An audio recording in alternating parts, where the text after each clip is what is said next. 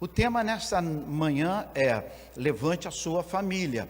E eu quero que você possa dizer, em poucas palavras, o que você acha, o que pode derrubar, e você vai escolher um dos integrantes da casa para você falar. Você fala, aguarde que eu quero repetir para quem está em casa, para quem está em casa também acompanhar aí a sua intervenção neste culto. Quem é o primeiro? Quem pode dizer o que acha, o que pode derrubar um homem, uma mulher, um jovem, um pai, uma mãe, uma criança, um adolescente? O que pode nos dias de hoje derrubar uma pessoa? Isso. Pronto, o Luiz falou de quem? Eu quero que você escolha um...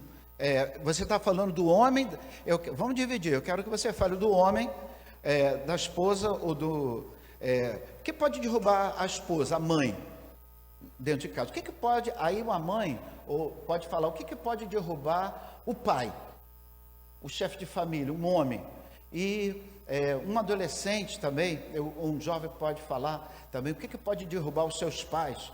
E uma outra pessoa vai me dizer o que pode derrubar um adolescente ou uma criança. Vamos lá, Luiz. Você tem que dizer de quem você vai falar. Da minha esposa. Não, das esposas, das né? esposas. Isso. Está vendo a minha esposa? Você não está vendo aqui, mas a esposa dele já partiu para a agressão. Falta de compreensão, desamor, falta de compreensão que leva ao desamor, não é? Isso pode levar a pessoa a se sentir desvalorizada, desprestigiada, não amada. Muito bom. Né? E é um sentimento que Vou repetir agora. Não, você já falou no microfone, nem precisa. Glória a Deus por isso. Bem, o Luiz falou que pode derrubar Roselino, agora você não vale, senão vai ser revanchismo, ok? Agora vamos... Outra mulher que não seja Roseli, para não se vingar, vai estar falando. O que pode derrubar um homem? Um pai?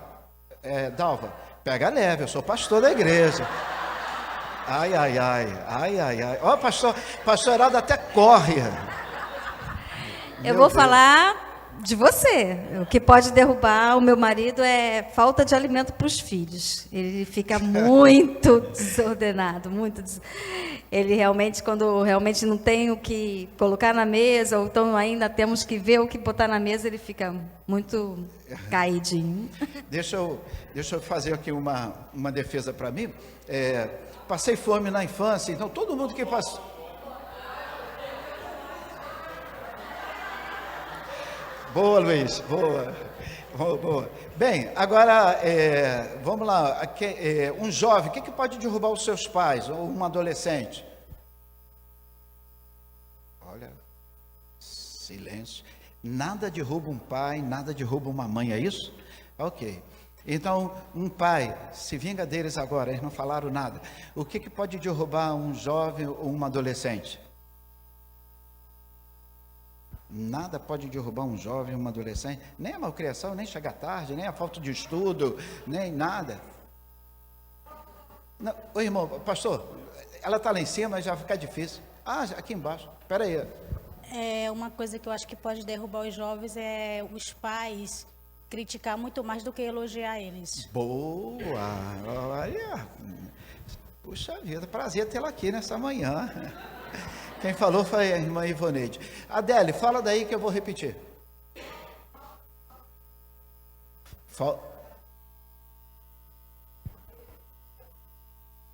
Ok.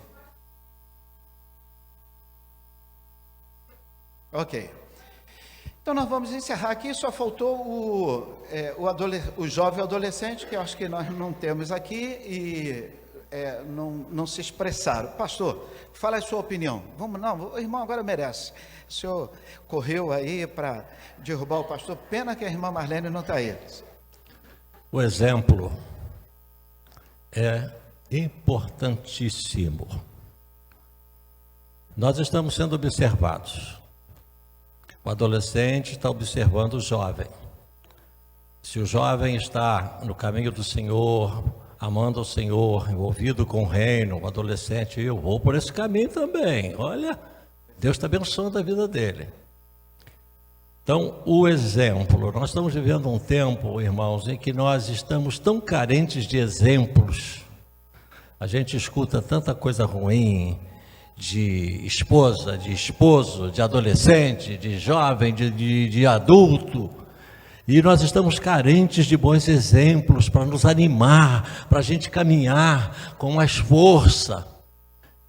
Então, eu quero destacar essa questão do exemplo. Se um adolescente observa que o jovem dá mais valor à Bíblia do que às redes sociais, poxa, eu vou dar mais valor à Bíblia, não vou por esse caminho desperdiçando todo o meu tempo nas redes sociais, porque os jovens precisam estudar, pelo menos 2 horas por dia. Então, exemplo é a palavra que eu destaco, pastor. Amém. A palavra do Senhor em Gênesis capítulo 21 dá uma dica que passa às vezes despercebido dos nossos olhos. Diz a Bíblia que Agar saiu errante pelo caminho. Agar estava num caminho errado. Agar estava num caminho torto. Agar estava num caminho que não era bom. E como ela estava nesse caminho? Com o seu filho. Ela estava num caminho com o seu filho que não era bom. Eu posso estar com a minha família, mas indo para o deserto. Eu posso estar com a minha família, mas indo para o abismo. Não significa eu estou com a minha família, está tudo certo. Não. O pai que se deleita em coisas que não vai abençoar a sua casa junto com a sua família, ele está levando a sua família para um precipício.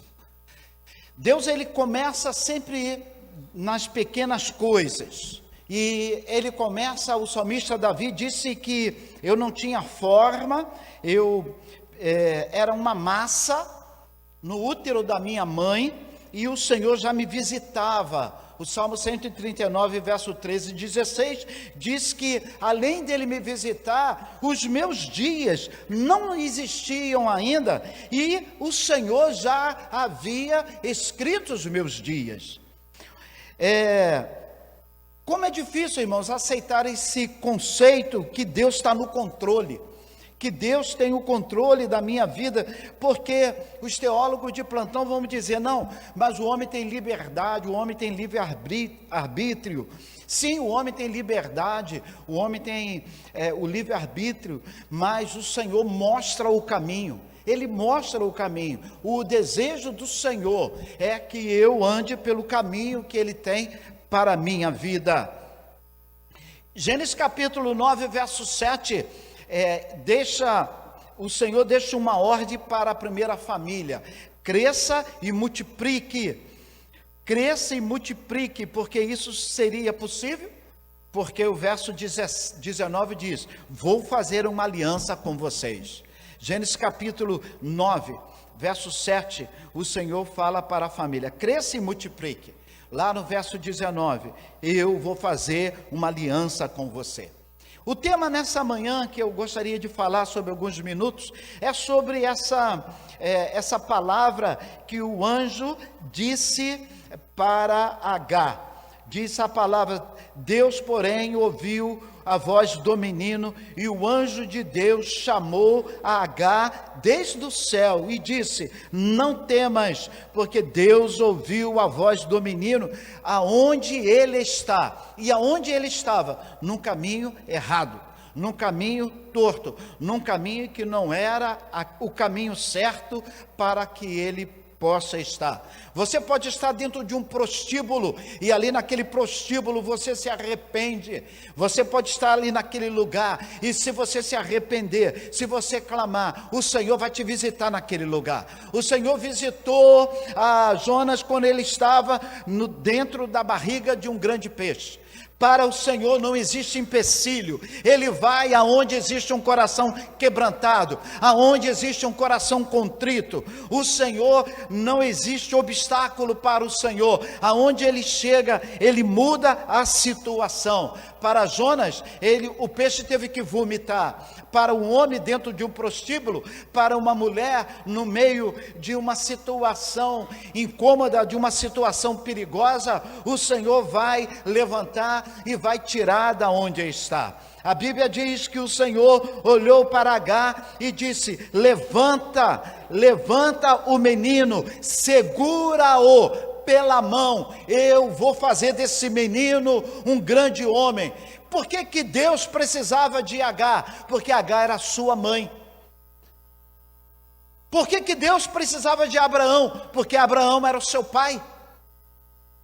O menino vai precisar da mão da mãe para andar, para levar, para conduzir.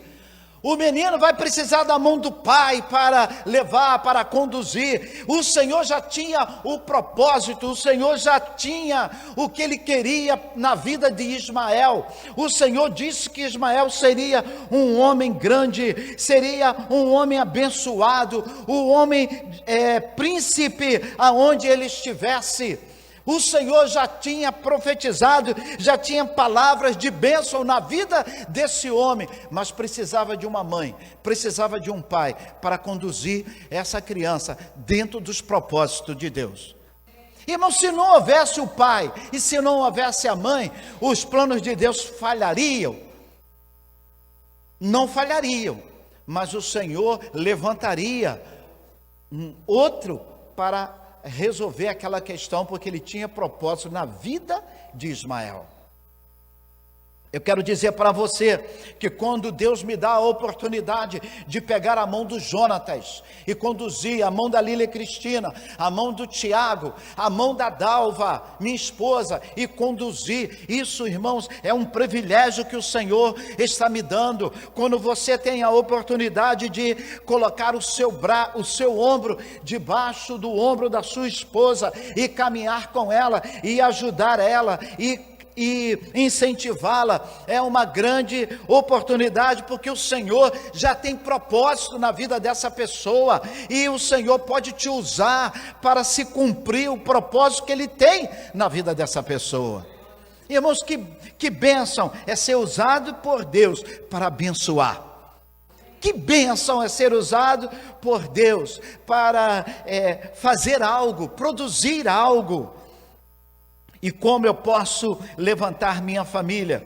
Como eu posso lutar pela minha família?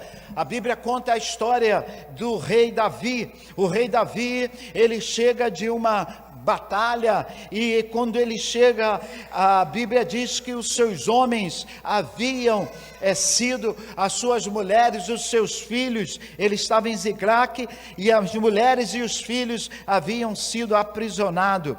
1 Samuel capítulo 30, verso 6, diz que quando os homens chegaram, olha, aqueles homens eram homens de guerra, aqueles homens viram tudo. Aqueles homens viram homens sem as vísceras, aqueles homens viram pessoas sem os membros, aqueles homens conheciam, mas quando aqueles homens lutadores, guerreiros, chegaram, não encontraram a sua família, aqueles homens guerreiros desabaram. Lembra de um samba que Joaquim Marciano não cantava, mas você ouviu no rádio? Acaba a valentia de um homem quando a mulher que ele ama vai embora? Então, acabou a valentia daqueles guerreiros quando os filhos foram embora, quando as esposas foram embora. Então, a palavra do Senhor diz que a agonia foi tão grande que aqueles homens resolveram, eles queriam resolver, sabe como? Achando um culpado. Quem é o culpado? Davi. Vamos apedrejar Davi, que o problema acabou. Às vezes, dentro da nossa casa, acontece uma tragédia, acontece uma perda, acontece um acidente, mas eu te disse, eu falei, e aquelas palavras que não vão somar, não vai ajudar. A palavra do Senhor diz que a agonia foi tão grande que quiseram apedrejar Davi, 1 Samuel 30, verso 6, diz a Bíblia assim: Davi muito se angustiou. Davi chorou. Angústia e choro, porque a Bíblia diz que tentaram matar, levar a sua família também, levar os seus filhos. Leia comigo, a Andréia está aqui nos facilitando. Vamos lá, toda a igreja, você que está em casa também. E Davi muito se angustiou.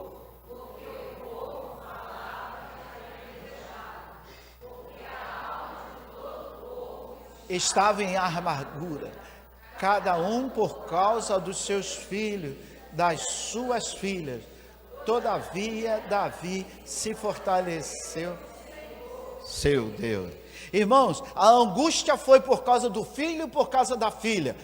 Você, por causa do seu filho e da sua filha, você vai ficar angustiado, você vai chorar, vai perder a força, você vai ficar sem eira e sem beira, por causa do problema do seu pai, o chão vai fugir dos seus pés. Concorda? A Bíblia diz que isso aconteceu com aqueles homens. Não tem ninguém que receba uma notícia de desgraça na família que não vai chorar, que não vai sofrer. Isso aconteceu com aqueles homens, aconteceu com Davi. Porém, a Bíblia diz que o choro dura uma noite, mas o ânimo vem pela manhã. Davi se reanimou. Repita comigo: Davi se reanimou no Senhor. Não adianta, irmão, você correr para a televisão, não adianta você correr para a sua rede social, detonar o governo, detonar aqueles que fizeram maldade, botando culpa na falta de segurança da cidade, dizer que o secretário de segurança está falhando. Não adianta você querer dividir a sua luta com outros, porque essas outras pessoas só vão se ferir, e isso não vai resolver. Chore no Senhor, chore pela sua família. Aqueles homens, eles choraram pelas suas famílias, eles choraram pelas suas filhas, pelos seus filhos. Há quanto tempo você não chora pelo seu filho, pela sua filha? Há quanto tempo você não chora pelo seu pai, a sua mãe, o seu tio, que você tomou conhecimento que está numa situação dificílima? E alguém da sua casa, há quanto tempo que você não chora? A Bíblia diz que Davi se desestruturou, chorou. Eu gosto desse texto porque sabe como isso foi resolvido? A Bíblia diz que eles identificaram o problema. Eles identificaram quem eram os causadores do problema. Eles identificaram e foram para o confronto. Não adianta eu falar que o problema do meu filho, da minha esposa, é porque a minha esposa Dalva está andando muito com a pastora Joyce, e porque anda com a pastora Joyce, e ela está agora com esse problema. Não adianta dizer que o problema do meu filho é porque está andando muito com Paulo. Não adianta dizer que o problema da minha filha é porque está andando muito com a irmã Teresa. Não adianta terceirizar. A Bíblia diz que ele chorou, ele sofreu, e ele foi tentando identificar a causa. Se nós colocarmos um faz de conta nos nossos olhos, dizendo que o meu filho, que o meu marido, que a minha esposa, que a minha filha, que a minha família é vítima, porque eu estou morando nesse ambiente, nessa comunidade, nesse condomínio, então a minha família é vítima, eu vou estar terceirizando, eu vou estar botando uma barreira, e o problema não será resolvido. A Bíblia diz que Davi consultou o Senhor. Consulte a Jesus. A Bíblia diz que Davi teve uma convicção, porque ele perguntou: Senhor, eu posso ir? O Senhor vai me dar vitória? E ele foi para a luta, para lutar pela sua família. Então repita comigo: levante pela sua família. A Bíblia diz que veio do céu uma ordem para Agar. Veio do céu uma ordem para Agar. Deus, porém,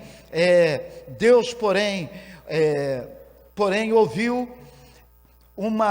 Deus, porém, ouviu a voz do menino, e o anjo de Deus clamou desde o céu e disse: Agar, não temas, porque Deus ouviu a voz do menino aonde está.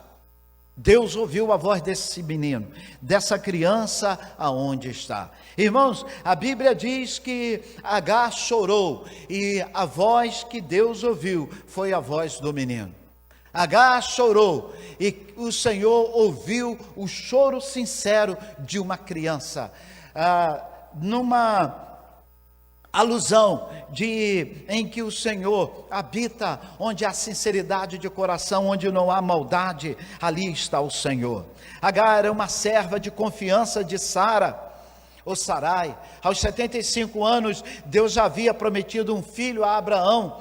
10 anos se passou. Abraão agora com 85, quando Isaac nasce, ele tinha já 86, e a Bíblia diz que a Sara, para resolver o problema, que ela não podia engravidar, 10 anos sem poder dar um filho a Abraão. Então essa mulher, ela tem uma grande ideia. Qual era a ideia? Eu vou providenciar que a minha esposa, que a minha serva se deite com ele.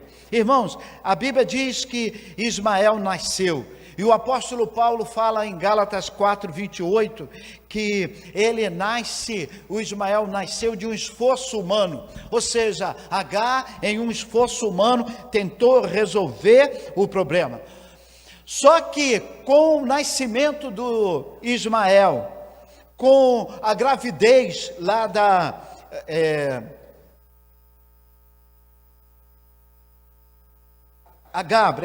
com a gravidez da Agar, a casa de Sara, a casa de Abraão virou um inferno. Ele jamais poderia cantar o hino 595 do Inário para o Culto Cristão dentro da sua casa. Minha casa parece uma colmeia? É ruim. Era briga que só. A casa parecia um ninho de maribondo. A casa parecia um local horrível, porque era briga, era palavras não ditas, olhares fulminantes, eram piadinhas, eram situações em que não se falavam, eram situações de provocações, eram situações terríveis, e aquela casa, ela sofria com essas palavras ásperas, poderia ser um local horrível, e se tornou um local horrível. Gênesis capítulo 16, verso 6, diz que na gravidez de Agar, Sara infernizou a vida daquela criança. Sara infernizou a ponto de Agar fugir. Agar foge. Gênesis capítulo 16, verso 6, diz que Agar foge. E para onde ela foge? Leia comigo, vamos lá. E disse Abraão a Sarai: eis que a está na tua mão, faze-o bem aos teus olhos.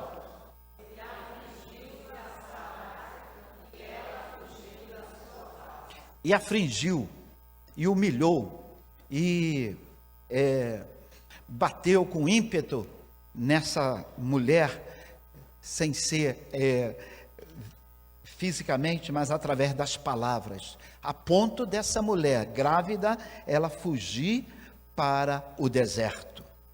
A Bíblia fala que essa mulher foge para um deserto, o sol escaldante, sem água, sem comida, ela não se preparou, e era aquele lugar, sol escaldante, sem água, deserto, era melhor do que ficar dentro da casa de Sara e de Abraão. Quando a minha casa perde para o deserto, quando a minha casa perde para a hora extra no trabalho, quando a minha família perde para a casa dos amigos, quando a minha casa perde para os bares, para os clubes, e até mesmo para a igreja. Tem gente que usa a igreja como escudo para fugir dos seus problemas. Quando a minha casa começa a ser um lugar ruim, e eu prefiro estar num clube, eu prefiro estar em qualquer outro lugar, tem algo errado. E a Bíblia diz que Agar, ela não queria viver naquele ambiente. E eu quero convidar você nesta manhã, como está a sua casa?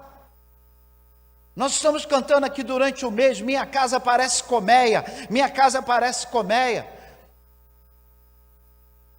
Mas o problema é que a abelha, ela não só produz mel, uma mordida de uma abelha é terrível.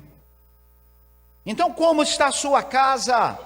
A Bíblia diz que a casa de Abraão, a casa de Sara, era um lugar horrível. Ela optou em ir para o deserto escaldante. Deserto escaldante, sem água, sem comida, grávida. A Bíblia diz que Deus providencia um anjo para falar para Agar. Olha, o mesmo Deus que mandou um dia ela sair para Berseba, agora esse Deus manda ela voltar para a casa de Sara. Olha que o Senhor fala para ela em Gênesis capítulo 16. Volta para a sua senhora e humilha-te. Volta e humilha-te. Repita comigo. Irmãos, voltar já é uma humilhação. Vai passando aí, André. Ah, já está isso. Muito obrigado. Você é 10. Vamos lá, leia comigo. Então...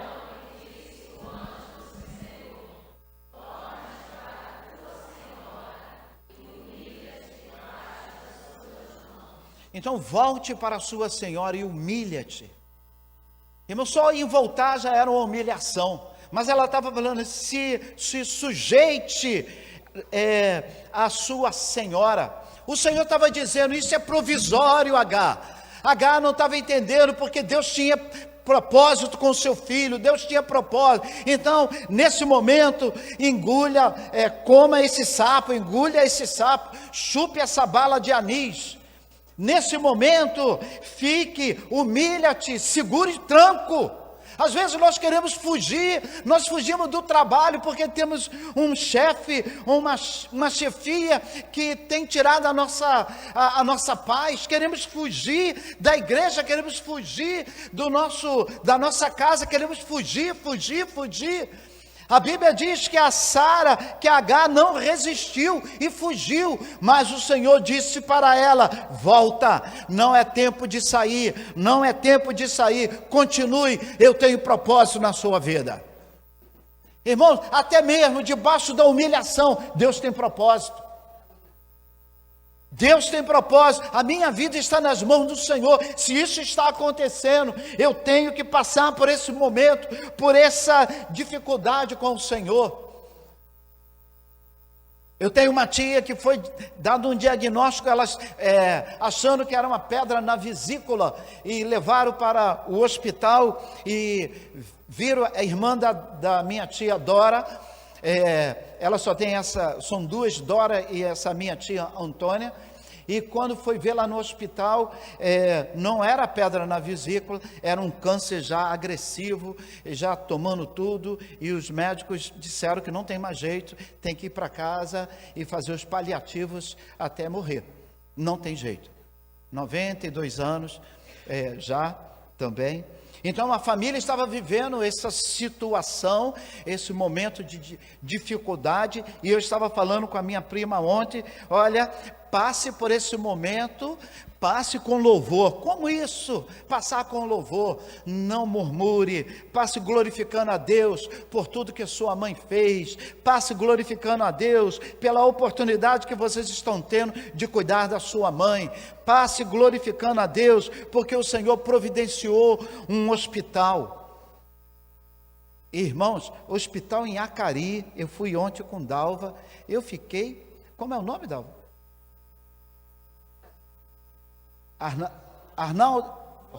Ronaldo Gazola.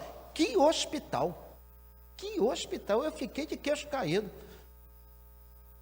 Primeiro eu já chego, um guarda que sempre é o terror de quem está visitando, o guarda, não, eu acompanho o senhor, não vou te explicar porque isso aqui é muito grande, o senhor pode se perder. Já achei estranho, eu falei assim, será que ele está me confundindo? Né? Mas depois veio um outro guarda acompanhando uma outra pessoa. E quando nós chegamos num ambiente, minha tia, com monitores, com enfermeiro, e eu fui ver, será que é municipal mesmo esse trem? Era municipal. Então a gente só fala ruim, eu quero dizer que o hospital lá em Acari, tudo limpinho, tudo maravilhoso. E eu fiquei impressionado, e minha tia ali, eu falei para minha prima, eu falei, agradeça a Deus, olha como o Senhor é bom, te trouxe para esse hospital, maravilhoso, em pleno Acari, lugar que você já tem medo de só em falar, mas ali naquele lugar. Então, irmãos, volte, termine a sua gravidez, esteja com Abraão, deixe que Abraão esteja junto quando a criança nascer. Deus a visitou e falou que essa criança teria o nome dessa criança é Ismael. Eu quero dar nome a essa criança não é fruto de uma aventura. Eu quero dizer que por mais que vocês erraram, se precipitaram, eu posso abençoar, eu posso mudar, eu posso estar com vocês. E é nesse momento mais difícil aos nossos olhos, da nossa família, que o Senhor diz assim, eu não te abandono. Ele não nos deixa, irmãos, dentro do grande peixe. Ele não nos deixa, Ele nunca vai nos deixar comendo bolota dos porcos ad eterno. O segredo da vitória dentro da casa não é a soberba, não é tirar o óculos e dizer, sabe com quem você está falando? O segredo da vitória é se humilhar. O Senhor disse, Jesus disse que os humilhados seriam, e os soberbos seriam abatidos, humilhados. Agar volta, a criança nasceu, e o nome dessa criança se tornou Ismael, como o Senhor havia feito, quando Abraão tinha 86 anos, quando Abraão tinha 100, nasce o seu filho Isaque, 25 anos após a promessa, 25 anos após a promessa, eu não sei se tem gente aqui esperando uma promessa, 25 anos, se o Senhor tinha uma promessa para mim há 25 anos, eu já esqueci, mas aquilo ainda continuava. Nasceu Isaque, a Bíblia diz que Ismael sabia, Agar sabia que o lugar do sucessor de Abraão havia ruído, não seria mais Ismael. Isaque cresce, e cresce também os problemas, a ponto do texto que nós lemos, de Abraão despedir Agar e Ismael. No finalzinho do verso, Gênesis 21, verso 15, diz assim, verso 21, capítulo 21, verso 15, diz assim, tendo-se acabado a água do odre, colocou ela o menino debaixo de um arbusto, 16, afastando a distância de um tiro de arco, porque dizia, assim não verei morrer o menino. Ela falou, eu não quero ver meu filho morrer, eu não quero ver o meu filho morrer, e se afastou, e mais uma vez fugiu, mais uma vez se ausentou, mas a gente dá um desconto, Agar não tinha vindo à escola bíblica dominical, não tinha ouvido a Elisa lecionar, ela não estava aqui no culto da família, o pastor Eliezer pregando sobre isso. Então a Agar, nós damos um desconto porque ela não tinha essa intimidade que você tem com o Senhor, de orar de madrugada, de ler a sua palavra, de ouvir que Jesus disse, eis que estou convosco todos os dias. Ela não sabia disso, e ela se afastou, porque acabou a água. Ela olhou para a circunstância, e qual era a circunstância? Minha morte e morte do menino. Porém, o Senhor sempre tem a última palavra. O Senhor está no controle de tudo. Verso 16, sentando-se em frente, levantou-se a voz e chorou. Ela chora, E a Bíblia diz que o menino também deve ter chorado, porque Deus ouviu a voz do menino. Eu não sei se o menino estava soluçando, eu não sei se o menino estava chorando, só sei que esse menino tocou o coração de Deus. Eu não sei quais as palavras que esse menino falou. Eu só sei que a palavra dele, o choro dele, a lágrima dele, tocou o coração de Deus. E Deus tem a última palavra. Acabou a água. Eu não quero ver o menino chorar. Sede, subnutrição, ela se desesperou. A Bíblia diz que só restava o choro, o gemido de um abandono. Talvez era um grito agonizante, porque era uma mãe, uma alma aflita, sabendo que o filho ia chorar. Apocalipse capítulo 17, verso 17 e 18, Deus tem a última palavra e Jesus fala que Ele está no controle de tudo. Ele tem a última palavra e Ele está no controle de tudo. Dê glória a Deus.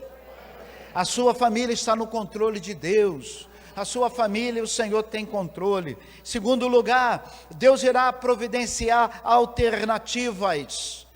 Se fechou a porta aqui, não tem esse colégio, o colégio fechou, esse colégio subiu, esse colégio mudou de dono, o Senhor vai providenciar alternativa. Mãe, pode contar que Deus é Deus de milagre, vai abrir uma porta, vai surgir uma porta, Deus vai sempre providenciar uma alternativa. Eu quero que você abra a sua Bíblia, se André puder colocar, para que leiamos em uma só voz, e eu já estou encerrando. Jeremias 32, verso 27, o Senhor pergunta assim: haveria alguma coisa difícil para mim? Haveria alguma coisa difícil para mim? E esse Deus que fala através da boca do profeta, é esse Deus que diz: eu sou o mesmo, eu sou o mesmo de ontem, eu sou o mesmo de hoje. Eu olho para a família, eu quero abençoar a família, eu quero honrar a família, eu quero colocar você no local de destaque, eu quero trazer para você muita luz, muita bênção. Bem, não conseguiu? Prossigamos. 3, Deus restaura os nossos sonhos. Agar tinha a promessa de Deus. Agar tinha a promessa de Deus. Eu quero ler com você e saber que essa promessa é maravilhosa. Diz assim a palavra do Senhor no livro de Números 23, verso 19. Escute, não viu a iniquidade de Jacó e nem contemplou a desventura em Israel. O Senhor, o seu Deus, está com ele. No meio dele se move a aclamação ao seu rei. O Senhor está com ele e o Senhor se move. Isaías 55, o Senhor fala também, e eu quero encerrar com esses 3 versículos poderosos da parte do Senhor para a sua vida, para a nossa vida, para que possamos botar a nossa fé em ação. Diz assim a palavra do Senhor em Isaías 55, verso 8. Porque os meus pensamentos não são os vossos pensamentos, nem os vossos caminhos, os meus caminhos, diz o Senhor. Porque assim como os céus são mais altos do que a terra, assim os meus caminhos são mais altos do que os vossos caminhos, e os meus pensamentos mais altos do que os vossos pensamentos. Porque assim como desce a chuva e a neve do céu e para lá não torna, sem primeiro regar a terra e fecundar e fazer brotar, para dar semente ao semeador e pão ao que come, assim será a palavra que sair da minha boca. Repita comigo, continue comigo agora. Não voltará vazia, antes